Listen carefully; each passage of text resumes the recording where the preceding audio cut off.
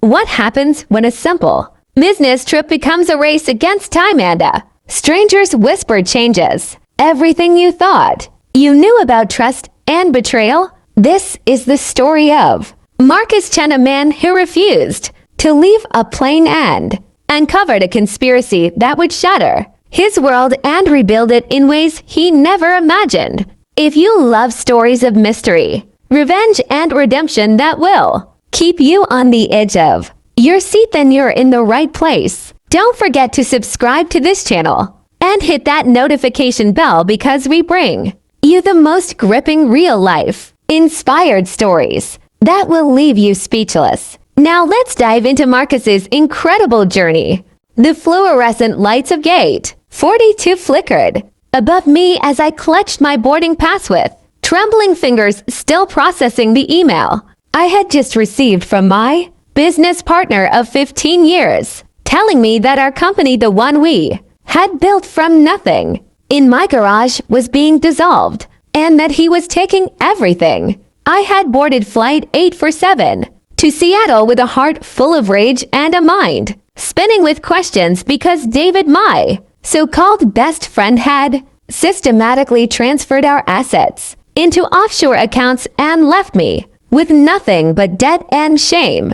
The flight attendant, a woman in her mid-30s with kind eyes and a nervous smile, had checked my ticket twice, which I found odd, but I was too consumed by my own betrayal to care. As passengers settled into their seats around me, I noticed her whispering to another crew member while glancing in my direction, and something about the urgency in her gestures made my stomach tighten. I was seated in 14C, an aisle seat that gave me a clear view of the cabin, and I watched as families laughed, couples held hands, and business travelers typed away on laptops, all of them oblivious to the storm raging inside me. The captain's voice crackled through the intercom announcing our departure time, and I closed my eyes trying to block out the memory of David's face when we had signed our partnership agreement, both of us young and full of dreams, neither of us imagining that one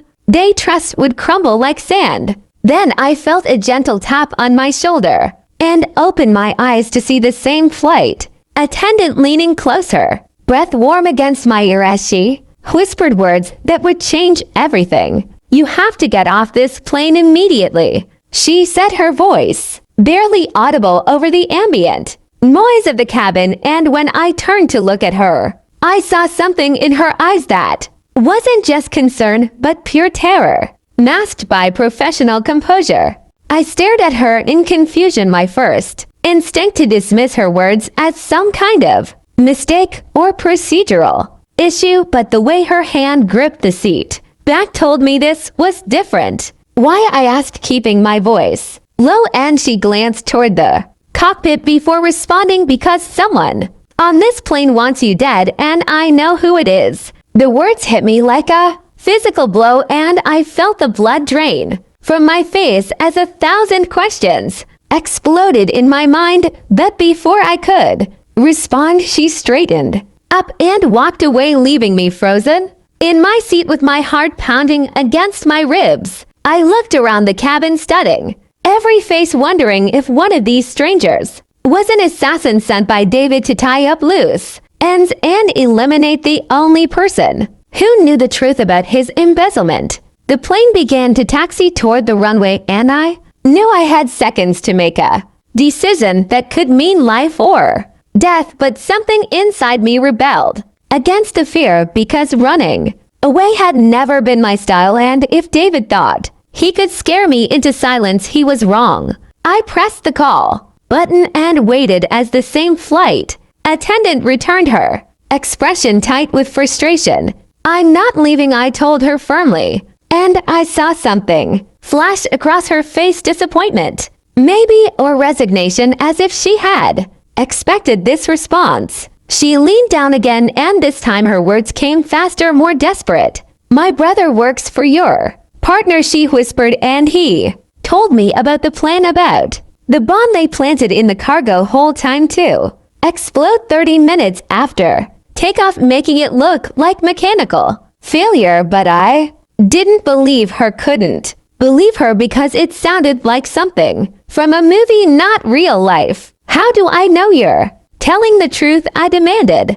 And she pulled out her phone, showing me a text message from a contact labeled Jake that read flight 847 cargo hold. Device set for 32 minutes after wheels up target Marcus. Chen makes sure he's on board. My world tilted on its axis as I read those words over and over again, and suddenly everything made sense the way David had insisted I take this specific flight, the way he had been so accommodating about the timing, even offering to book my ticket personally.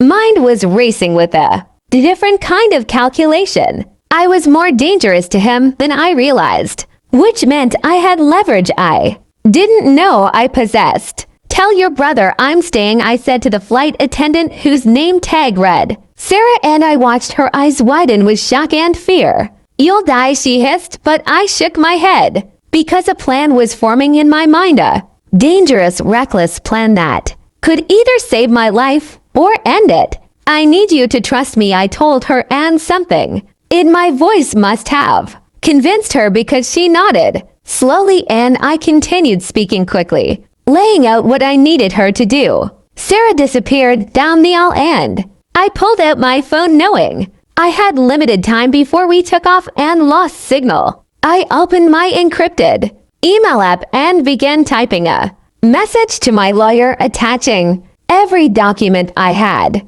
secretly copied from our company servers over the past month when I had first suspected David was hiding something. These files contained evidence of fraud, money laundering, and connections to criminal organizations that would put David away for decades, but I had been waiting for the right moment to use them, and now that moment had arrived. I hit send just as the plane's engines roared to life and we began accelerating down the runway, my stomach dropping as we lifted into the air, and I realized there was no turning back now. Sarah returned to my seat 5 minutes into the flight and handed me a small note that read, Jake says the device is in container H7, accessible through the rear cargo panel, but it's locked and booby-trapped, and I folded the paper carefully while my mind worked through the implications. I unbuckled my seatbelt and stood up, ignoring the surprised looks from nearby passengers, and made my way toward the back of the plane where Sarah was waiting near the galley. We need to get into the cargo hold, I told her, and she shook her head violently. That's impossible, she said, but I grabbed her arm gently and looked into her eyes. Your brother is being used, I explained, and when this plane explodes, he'll be the first person they blame because he sent you that text, which means they're planning to frame him for murder. And she went pale as the truth sank in. My hands were steady, despite the fear coursing through my veins as I traced each wire to its connection point, looking for the main power source that fed the timer. I found it after 3 agonizing minutes, a small battery pack connected to the circuit board by 2 wires, one red and one black, and I knew from experience that cutting the wrong one would complete the circuit and detonate the explosives immediately. Sarah's breathing was rapid behind me, and I told her to go back up to the cabin to get as far from the cargo hold as possible, but she refused, saying that if I was going to die trying to save everyone, then she wasn't going to abandon me. I felt a surge of respect for this woman who had risked everything to warn a stranger, and I promised myself that if we survived this, I would make sure she was protected from any fallout. I pulled out my phone again and sent Chen the photos of the wiring, asking him which wire to cut, and the seconds ticked by like hours as I waited for his response while the timer showed 11 minutes remaining. His reply finally came through. Cut neither wire, instead disconnect the battery pack by unscrewing the terminals, and I almost laughed at the simplicity of it because sometimes the most obvious solution was the right one. I carefully unscrewed the positive terminal, watching as the timer's display flickered and died, and then I did the same with the negative terminal, feeling the tension drain from my body as the device went completely dead. Sarah grabbed my arm and pulled me into a hug, and I let myself feel the relief for exactly 5 seconds before my mind shifted back to the bigger picture, because disarming the bomb was only the first step in my plan for revenge. We climbed back up to the cabin, and I told Sarah to inform the captain about what had happened, but to do it quietly, because I didn't want David to know that his plan had failed until I was ready to strike back. The captain, a veteran pilot named Rodriguez, came to speak with me personally, and I showed him the photos and explained everything, and I could see the rage building in his eyes as he realized someone had tried to turn his aircraft into a weapon. He agreed to continue the flight as planned, but radioed ahead to have FBI agents waiting at Seattle, and I knew that the moment we landed, David's world would begin to collapse.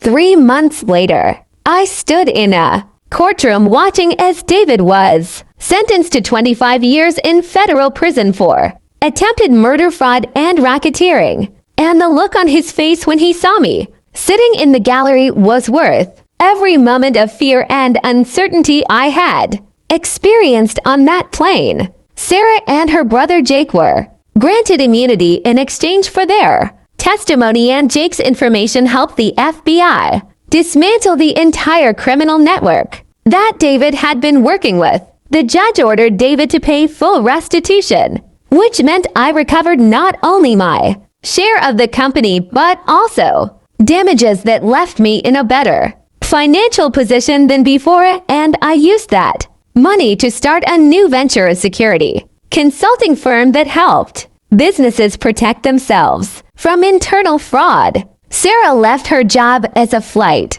attendant and came to work for me as my director of operations, because I trusted her completely after what we had been through together. One evening, 6 months after the trial, I received a letter from David in prison, and against my better judgment, I opened it. Inside was a single page where he tried to justify his actions, claiming that I had always been too soft, too ethical to do what was necessary to succeed, and that he had been trying to save me from my own weakness. But I read between the lines and saw what it really was: the desperate rationalization of a man who had destroyed everything he touched. I threw the letter away without responding, because David no longer had any power over me, and I had learned that the best revenge wasn't violence or hatred, but simply living well and building something good from the